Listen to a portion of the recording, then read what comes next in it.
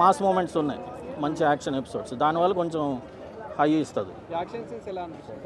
అదే stunt choreography చింపేశారన్న. విద్యుత్ jam వల్ల చెప్పుకో అవసరం లేదు. సెకండ్ హాఫ్ మొత్తం goosebumps stunt action episode. అంత ఉండకపోవచ్చు అనిపిస్తుంది.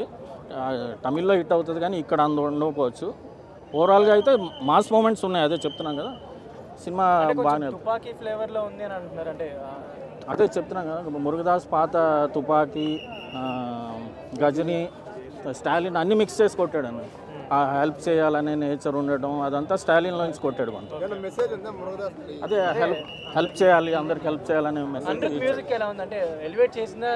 లేదు, అనిరుద్ధ్ మ్యూజిక్ అంత ఎక్స్పెక్ట్ చేసినంత లేదు. ఒక 2 సాంగ్స్ బాగున్నాయి అంతే. బీజిఎం నేను 3 వరకు ఇస్తాను, 2.75, 3. Yeah, thank you. ఓకే, ఓవరాల్గా ఓకే. ప్లస్ ఏంటంటే డైరెక్టర్ గారు చెప్పినంత సినిమా అనిపించలేదు. యాక్చువల్గా 1 మ్యాన్ షో అంటే మన స్వీటీ. సెకండ్ హాఫ్ చాలా బాగుంది. ఓవరాల్గా మూవీ బాగుంది, డిఫరెంట్గా ఉంది. అనుష్క గారి క్యారెక్టర్ అంటే హైలైట్స్ ఏంటంటే ప్రజెంట్ ఉన్నప్పుడు సిచ్యువేషన్లో గంజాయి మెయిన్. వైలెన్స్ సెకండ్ హాఫ్ అంతా వైలెన్సే. అంత కాదు, ఓకే, ఓవరాల్గా ఓకే.